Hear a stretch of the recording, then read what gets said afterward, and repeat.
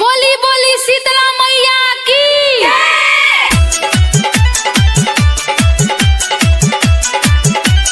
DJ Amit अपहर। अरे कहवा मेरे माईया सोना लहगवलू मेवा तपे थवती जरू। अरे कहवा मेरे माईया सोना लहगवलू मेवा तपे थवती जरू।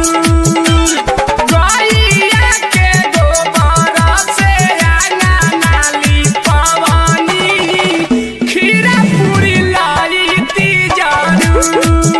अरे कहवा मेरे माईया सोना लगवलू मेवा तपे थवती जरू।